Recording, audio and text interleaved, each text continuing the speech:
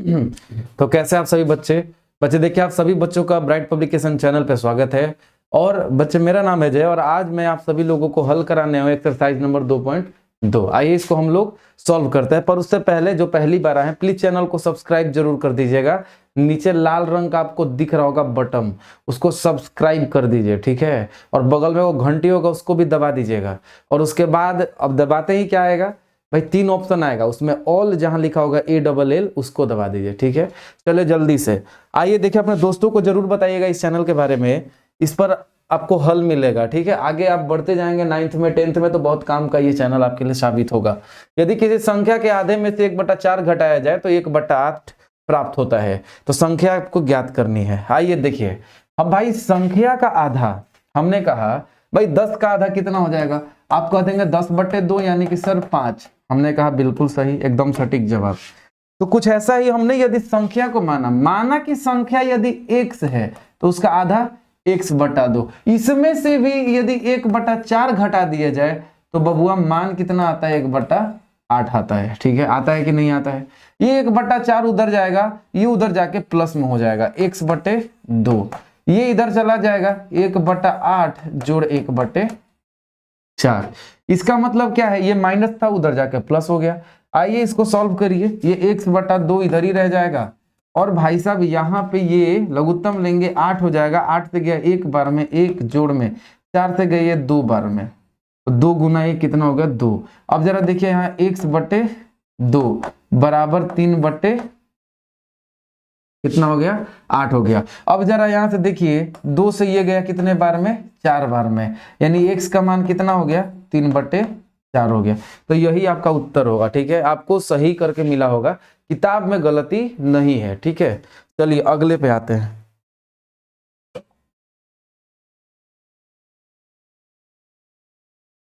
प्रश्न संख्या दूसरा, प्रश्न संख्या दूसरा जी हाँ बिल्कुल आ गया। देखिए यहाँ पे, यदि किसी आयत की लंबाई और चौड़ाई का अंतर 5 मीटर हो और परिमिति 110 मीटर हो तो लंबाई एवं चौड़ाई ज्ञात करें। आइए भाई साहब, यहाँ लंबाई और चौड़ाई आपको पता होना चाहिए कि यदि ये एक आयत है, ये लंबाई है और ये इसकी चौड़ाई है, ठीक है। प्रश्न ये कह रहा है यदि किसी आयत की लंबाई और चौड़ाई का अंतर, भाई लंबाई और चौड़ाई का अंतर 5 मीटर है और परिमिति 110 मीटर है, तो लंबाई और चौड़ाई आपको क्या करनी है भैया, आपको करना है ज्ञात। इसका मतलब यदि लंबाई L है तो चौड़ाई, देखिए लंबाई यदि L होगा तो चौड़ाई कितना रहेगा कि दोनों में अंतर 5 का आएगा। आप कह देंगे सर L+5, कुछ ऐसा होना चाहिए। तब तो देखिए इन दोनों के बीच का अंतर कितना है, अरे कितना है भाई जल्दी बता दीजिए। चलिए यदि ऐसा नहीं मन है तो भाई लंबाई में से 5 घटा दीजिए, मतलब यदि ये लंबाई है तो ये लंबाई से 5 कम है, भाई यही तो बोला जा रहा है। अब इन दोनों को घटा के आप देख लीजिए ना, L में से L-5 को घटाइए तो भैया L का L रह जाएगा -L और जोड़ 5, ये कट गया, अंतर कितने का आ गया 5। वही तो बात है, ठीक है। हमने ये कर लिया। अब आप जानते हैं कि आपको क्या करने का है, कि यहां पर दिया गया है कि इनका अंतर तो इतना है, लेकिन इनकी परिमिति क्या होता है, आयत का 2 गुना L जोड़ B। तो यहाँ पे 2 गुना ये कितना दिया हुआ है, ये आपको 110 दिया गया है, इससे काट दीजिए 55 बार में गया। अब यहाँ देखिए, यहाँ पे आपको लंबाई और चौड़ाई को जोड़ना है, तो लंबाई तो L है, चौड़ाई कितना है L-5 है, बराबर 55 है, ठीक है ना। ये 2 तो हमने काट दिया है ना। अभी देखिए 2L -5 = 55। अब ये 5 उधर जाके जुड़ जाएगा तो 55 और जोड़ 5 60 हो जाएगा 2L। L का मान कितना आ जाएगा, उत्तर आपका कितना हो जाएगा, यहाँ पे उत्तर आपका 30 हो जाएगा। तो ये L का मान आ गया ना। जब ये 30 हो जाएगा, जब ये 30 हो जाएगा तो भाई साहब ये कितना हो जाएगा, जरा बताइए। ये 30 में से, क्योंकि ये इससे 5 कम है ना, तो ये 25 हो जाएगा, ठीक है। तो ये हो जाएगा 55 और 55 दूनी 110, सही उत्तर आ गया आपका। आइए ठीक आगे आइए। सवाल है कि चीनी के मूल्य में 25% की वृद्धि होने पर अब 1 किलोग्राम चीनी का मूल्य 32 रुपया हो गया है। तो प्रारंभ में चीनी का मूल्य कितना था? आप देखिए जरा कि भाई मान लेते हैं कि अभी चीनी का मूल्य 100 रुपया था, इसमें 25% वृद्धि हो गई। कितनी? 25% वृद्धि हो गई, यानी अभी बढ़ करके कितना हो गया? 25। समझ रहे हैं बात को ना? ठीक है, इतनी हो गई है। अब आपको यहां पर क्या करना है, जरा देखिए ध्यान से कि अब इसकी कीमत 125 रुपये हो गई है, लेकिन असल में इसकी कीमत अभी है कितनी? अरे भैया 100 रुपया मान लीजिए था, तो अब कितना हो गया है? 125 रुपया। 100 से 125 रुपया हो गया, लेकिन असल में 125 रुपया दाम है क्या? नहीं। अब बोला जा रहा है कि दाम बढ़ने के बाद चीनी का मूल्य कितना हो गया है? दाम बढ़ने के बाद चीनी का जो मूल्य है वो 32 रुपया हो गया है। कितना हो गया है? 32 रुपया। तो पहले कितना था? तो भैया देख, 125 रुपया जो है, जब मान देखिए, आप देखिए ये इकाई में दिया है ना, पहले 100 था तो अब बढ़ के 125 हो गया, लेकिन असली दाम 32 रुपया है। लेकिन आप जानते कि ये 125 यदि 32 रुपया के बराबर है, तो यहां पर देखिए 32/125 और गुना में अभी कितना कीमत है? अभी कितना कीमत है? तो 100 रुपया इसमें गुना कर दीजिए। मतलब यहां पर देखिए, ठीक है, इस तरीके से। अब जरा देखिए इसको सॉल्व करिए। 25 चौके 100, 25 पच्चे 125। अब जरा देखिए 32 गुने में आप यहाँ पे इसको गुना कर दीजिए और ये आपका उत्तर आ जाएगा। 2 चौके कितना हो गया? 2 चौके 8, और ये हो गया आपका कितना? 3 चौके 12, और ये आपका हो गया 5 से इसको काटिएगा।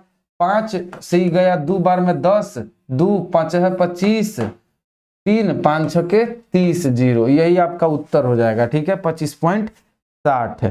तो ये आपका उत्तर हो जाएगा। चलिए दूसरा तरीका भी अपनाते हैं। माना कि चीनी का जो पहले कीमत कितना था? पहले कितना था कीमत? 100 रुपया था। कितना इस पे कीमत बढ़ गया है? 25% कीमत इसका बढ़ गया है। कितना बढ़ गया है? 25%। पहले कितना था? 1, तो इसका 25% हम बढ़ाते हैं भाई। 25 से गया ये 4 बार में, है ना? यही तो गया ना। अब यानी 1/4x, पहले x था, पहले कीमत x था, तो इसमें अब कितना बढ़ गया? 1/4x दाम बढ़ गया है। तो इसको सॉल्व करेंगे तो आ जाएगा 5/4x। करके देख लीजिए आप, 5/4x। अब इसका कितना कीमत हो गया है? कितना कीमत हो गया? देखिए बताइए, 5/4x समझ में आया ना कहां से आया? ये 5/4x कहां से आया? समझ में आ गया ना? जी हाँ, देखिए फिर से समझिए। माना कि कीमत चीनी का 100 रुपया था, अब इसमें 25% बढ़ गया, तो भाई x का 25% निकालेंगे ना। तो कैसे निकालेंगे? 25/100, इसी का 25% निकाल दे। 25 से ही गया 4 बार में, तो ये हो गया x/4। तो इतना बढ़ गया, तो पहले x था, तो अब कितना बढ़ गया? तो x जोड़ में x/4। तो इसको करने से आ गया 5/4x। लेकिन आपको किताब में कितना दिया गया है? दाम बढ़ के कितना हो गया है? दाम बढ़ के कितना हो गया बताइए? तो भैया इसका दाम जो है वो बढ़ करके 32 रुपया हो गया है। ये दाम बढ़ के कितना रुपया हो गया है? 32 रुपया।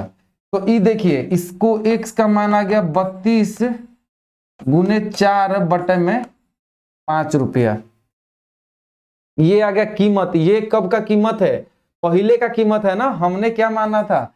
100 रुपया ही तो कीमत हमने माना था। अब इसको काट करके देखिए, 32 गुने में 4 कर लीजिए और उसको काटिएगा।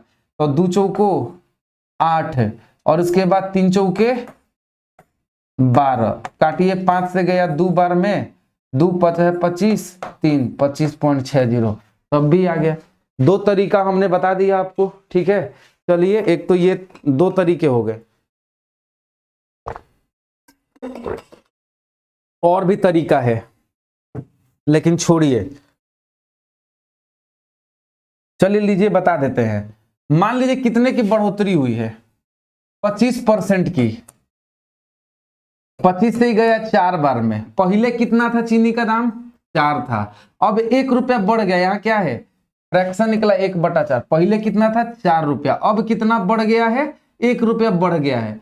तो भैया 4 था पहले, अब 1 रुपया बढ़ के अब कितना हो गया? 5 रुपया। लेकिन असल में ये 5 रुपया कितने के बराबर है? असली दाम कितना है? असली दाम 32 रुपया है। तो यहाँ 1 इकाई का मान निकल गया 32/5। लेकिन असल में कै गो का निकालना है? 4 इकाई का। तो लीजिए अभी भी करेंगे तो वही उत्तर है। 3 तरीका है, अभी और तरीका है, लेकिन छोड़िए आगे बढ़िए। दो विभिन्न मूल्य वाली 35 कलमों का कुल मूल्य 60 रुपया है। यदि एक सस्ती कलम का मूल्य 1.5 रुपया है और एक महंगी कलम का मूल्य 2 रुपया है, तो कितनी महंगी कलमें खरीदी गई? आपको बताना है कि महंगी कलमों की संख्या कितनी है। तो देखिए 35 गो कलम है। कितना है? 35 गो टोटल कलम है। ठीक, महंगी कलम कौन सी है? आप खुद बताइए, 1.5 रुपए वाली कि 2 रुपए वाली? आप जानते हैं कि महंगी कलम कौन सी है? 2 रुपए वाली है। ठीक है, तो अब आपको पता है कि भैया 35 गो टोटल कलम है, तो हमने इसमें मान लिया कि महंगी कलम, माना कि महंगी कलम की संख्या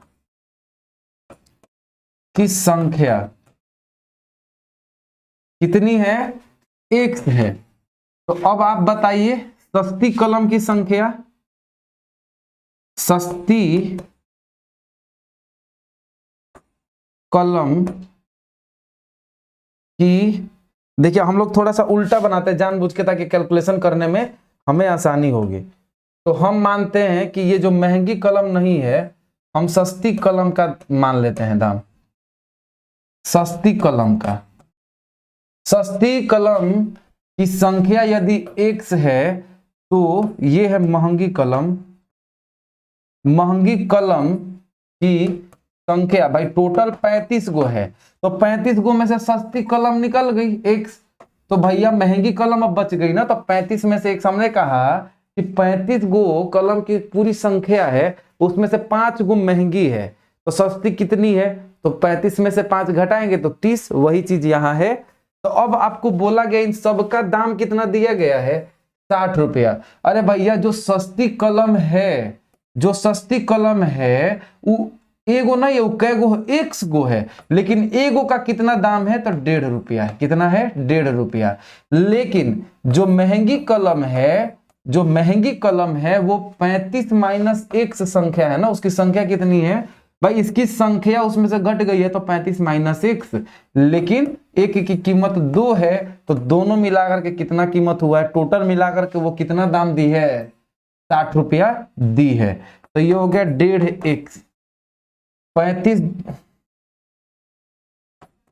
जोड़ में 70 माइनस 2x बराबर 60।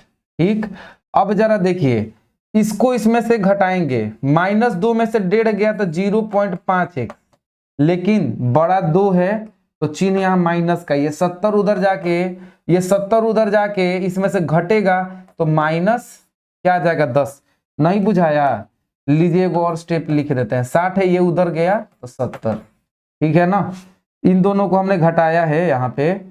तो अब यहाँ -0.5x बराबर यहाँ हो गया माइनस, कितना हो गया? 70 में से 60 गया तो भैया -10, माइनस माइनस हो गया कैंसिल। x का मान हो गया 10, अब बटा में 0.5। अब कैसे सॉल्व करेंगे? ये पॉइंट हटाइएगा तो नीचे में 10 आएगा, लेकिन ये 10 ऊपर चला जाएगा। ठीक है, अब ये 10 ऊपर चला जाएगा तो 5 से गया 2 बार में, तो x का मान कितना आ गया? 20 आ गया। यदि एगो x किसका मान है? सस्ती कलम की संख्या x है। x जो है वो सस्ती कलम की संख्या है, तो इसका मतलब है कि भैया 35 गो में से टोटल संख्या कितना है? 35 गो। तो सस्ती कलम जब 20 गो है, तो महंगी कलम तब 35 में से 20 घटा दीजिए, कितना हो जाएगा? 15। तो यही तो यहाँ पे पूछा गया है भाई, महंगी कलम का ही तो दाम पूछा गया है आपसे, कितना हो जाएगा? 15 हो जाएगा। चलिए आ गया समझ में? नहीं आया तो एक बार वीडियो को पीछे कर लीजिए। देखिए हमने क्यों यहाँ पे बदल लिया था, यहाँ महंगी कलम करके सस्ती, क्योंकि हम यहाँ पे 2x गुना तो कर दे, यहाँ पे 2 की जगह 1.5 आ जाता, तो 35 को 1.5 से गुना करने में मुश्किल होता हमको, ठीक है, इसीलिए। आगे चलिए। एक त्रिभुज के तीन कोण, देखिए आप जानते हैं कि कोई भी यदि एक त्रिभुज है उसके 3 कोण होते हैं, 3 भुजाएं होती हैं, लेकिन तीनों कोणों का योग कितना होता है? 180 के बराबर, ना तो इससे कम और ना ही इससे ज्यादा। तो यहाँ पे आपको दिया गया है कि इसके जो कोण है वो अनुपात में दिए गए हैं। यदि 2x है माना कि, तो ये 3x है और ये 5x है। आप जानते हैं कि इन तीनों का योग 180 डिग्री के बराबर होता है। अरे होता है कि नहीं, तभी तो वो त्रिभुज कहलाएगा। तो अब देखिए यहाँ पे 2x जोड़ 3x जोड़ 5x बराबर 180, 5 3 8 और 2 10x बराबर 180।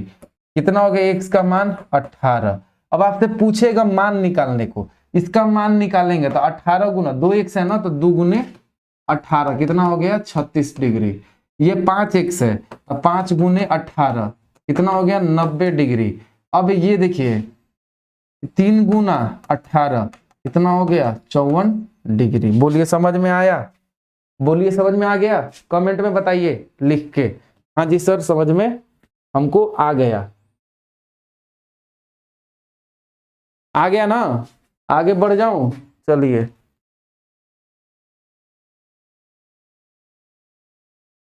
अगला प्रश्न ये रहा आपके स्क्रीन पर।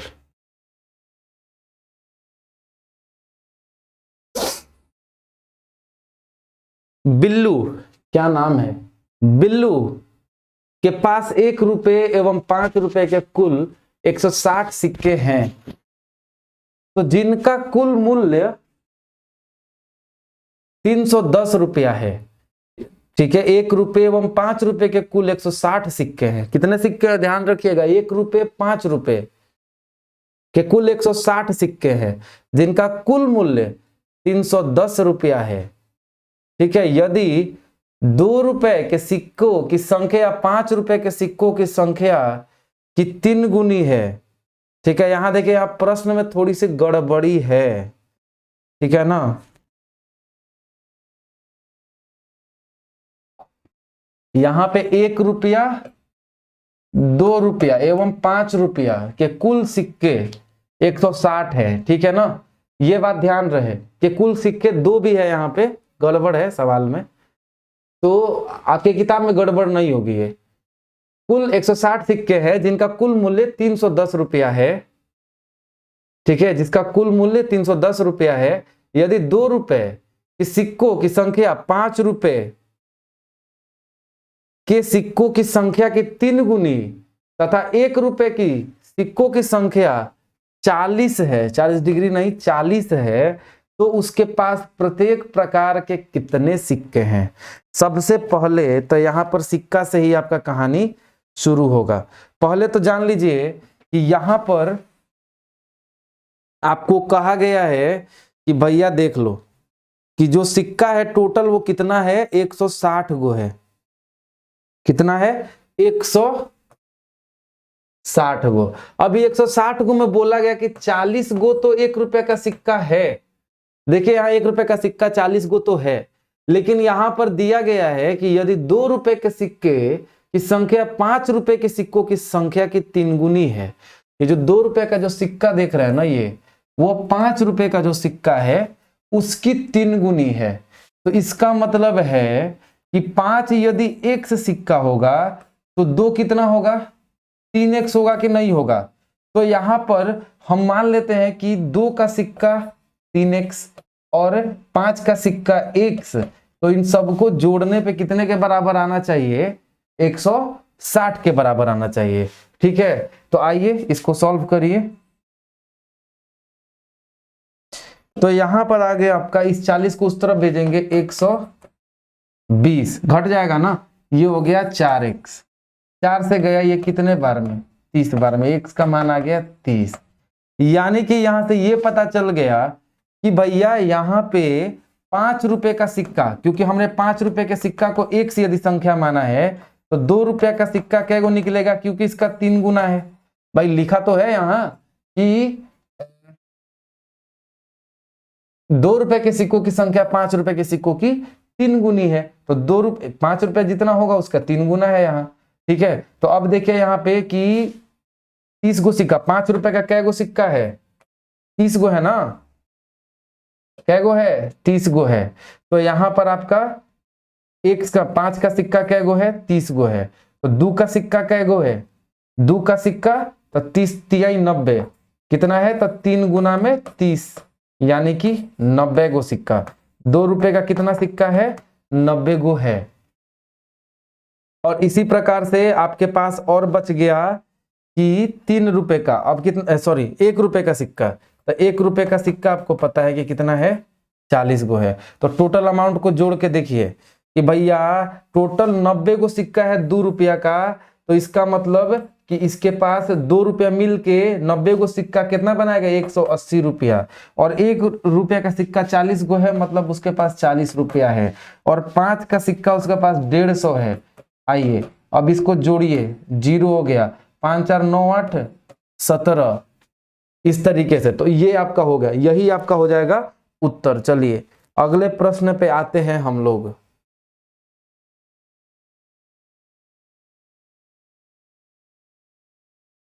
पिता ने, देखिए वो सवाल में गड़बड़ी था, आगे चलिए।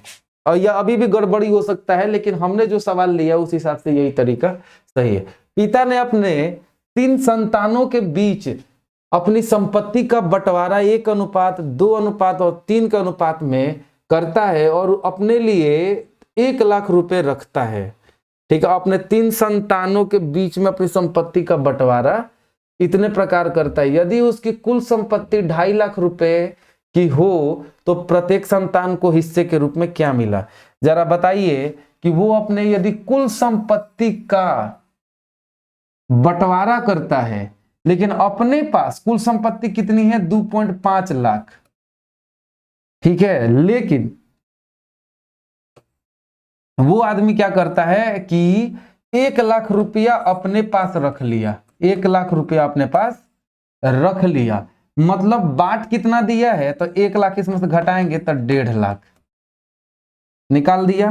यानी कि इस 1.5 लाख को उसने बांट दिया है अपने बच्चों में।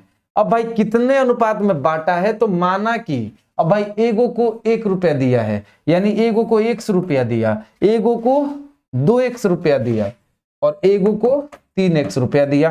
किस अनुपात में बांटा, एगो को यदि ₹1 दिया तो अगले को 2 दिया और तीसरे को ₹3 दिया, है ना। बड़ा पक्षपाती है बपुआ ना, हो एगो के ज्यादा एगो के कम देता है। चलिए, तो इसके बाद यहाँ पर कितना रुपया बांटा है, तो 1.5 लाख रुपया। गिनिए तो 1.5 लाख सही है ना, जल्दी बताइए कमेंट में। 3 2 5 और 1 6x बराबर 1.5 लाख रुपया। ठीक है, 6 से गया ये, ठीक है, 6 दूनी के 12, 25,000 रुपया हो जाएगा, 25,000 रुपया यहाँ पे हो गया।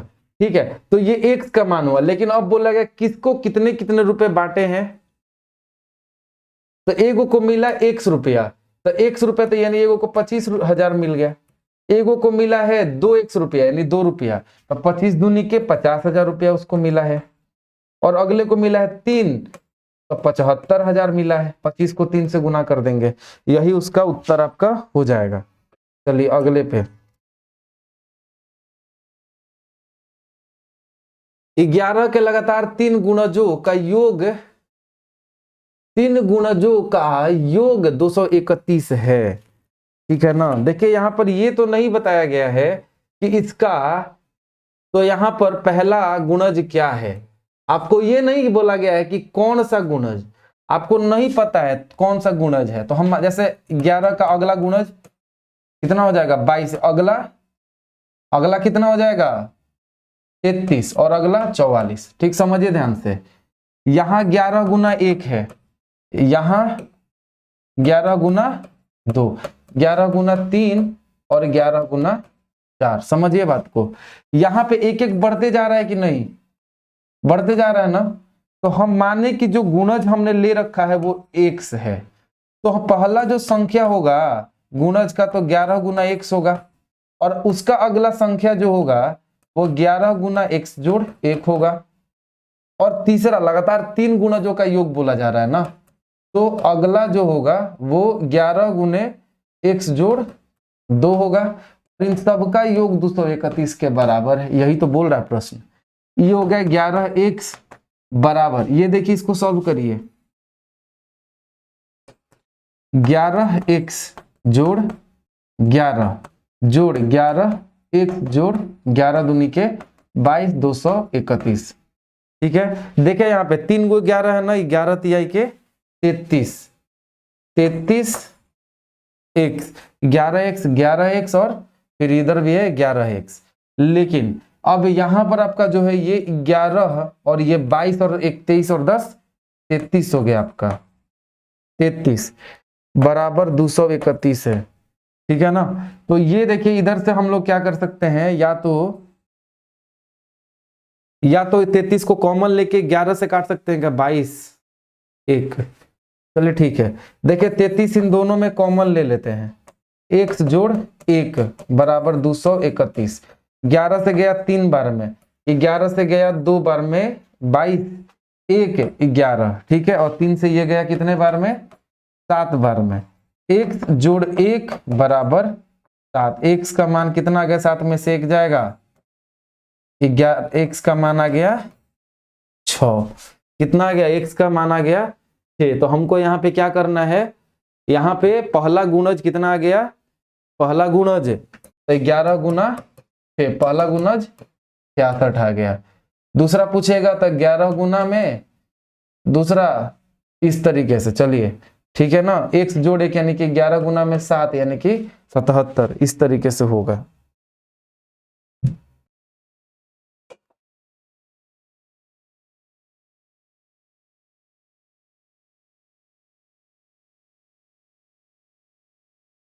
चलिए, संकुल संसाधन केंद्र मध्य विद्यालय फरना में आयोजित बाल मेले में प्रत्येक विजेता छात्र को 2 कलम एवं विजेता को छोड़कर शेष सभी प्रतिभागियों को 1 कलम दिया गया। ठीक है ना, एक स्कूल है मध्य विद्यालय फरना में जिसमें कि बाल मेला आयोजित किया गया, जो विजेता छात्र है उनको 2 कलम मिला है, और जो विजेता नहीं है उनके अलावे भी लोगों को कलम मिला है जो भाग लिया है, जिन्होंने मान लीजिए कि कोई कंपटीशन है उसमें 20 लोगों ने भाग लिया है, जो विजेता है उसको जो विजेता है उनको 2 कलम मिला है, और जो छात्र विजेता नहीं है उन सभी लोगों को 1 कलम मिला है। यदि यहाँ पे सवाल है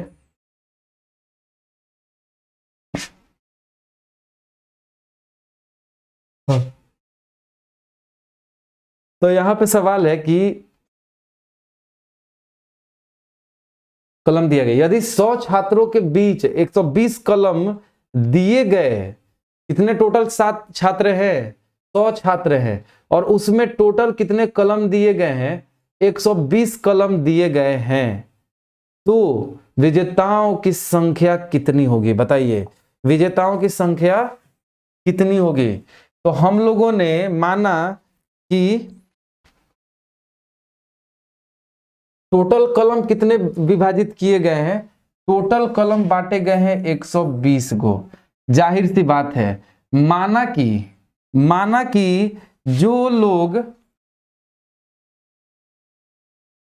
कि जो बच्चे विजेता हैं उनकी संख्या कितनी है। यहां पे सवाल में यह बोला गया कि इस स्कूल में कि छात्रों को 2 कलम दिए गए हैं जो विजेता है, ठीक है, और उसके बाद 100 छात्रों में आपको 120 कलम को बांट दिया गया है, 100 छात्रों में 120 कलम को बांट दिया गया है, तो आपको विजेताओं की संख्या ज्ञात करनी है। तो देखिए यहां पे जाहिर सी बात है कि यहां पे 2 कलम बांटा गया है, इसका मतलब माना कि जो विजेता बच्चे हैं, माना कि विजेता बच्चे कितने हैं, x है, तो भैया जो विजेता नहीं है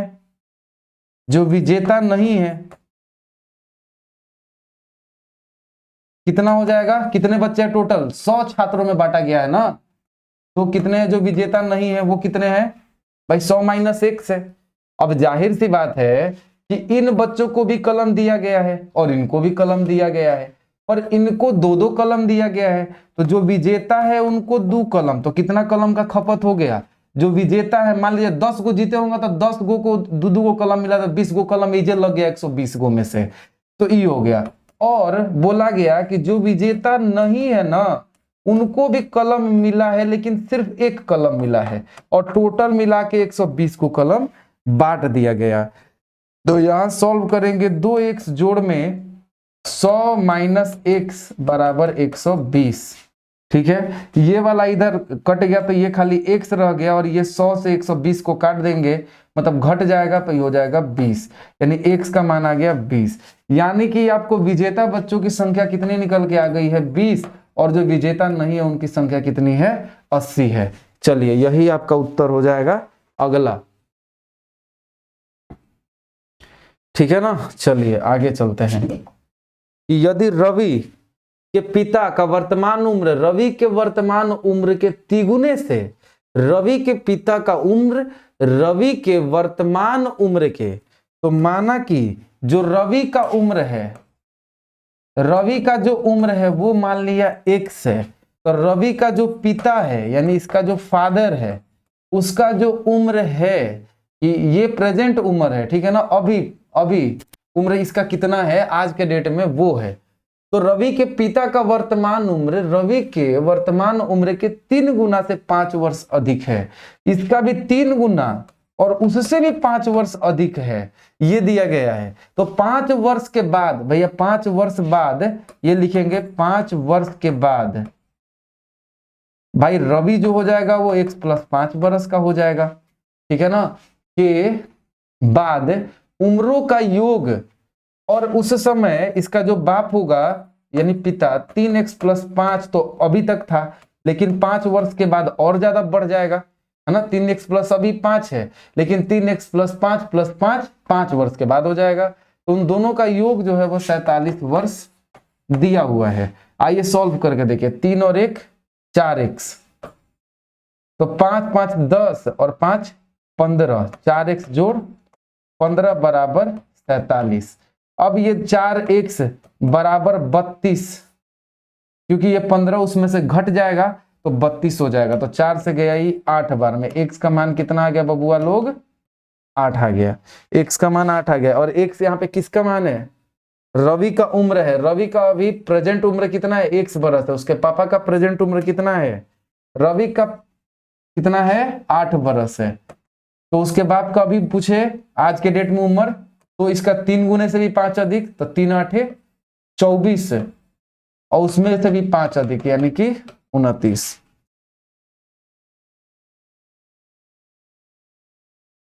अब देखिए यहां पर आपको पिछले बार जैसा ही सवाल आपको दिया गया है, ठीक है, यहाँ पे तो ये सब उदाहरण का प्रश्न है, ये आपके किताब का तो है नहीं तो इसको हम लोग छोड़ देते हैं, ठीक है। एकदम से आसान सवाल है, आप देख लीजिए, एकदम आसान सवाल है, इसको सॉल्व करेंगे। आइए देखिए कर ही देता हूं, एकदम से सवाल है, आसान है एकदम, ये साधारण सवाल है, आप इसको बना लेंगे बच्चे। आज के लिए हम लोग रहने देते हैं, मिलते हैं कल की क्लास में, तब तक के लिए टाटा बाय बाय, जय हिंद, ठीक है ना। और अपने दोस्तों को बताते रहिए इस चैनल के बारे में, ठीक है ना। Thank you,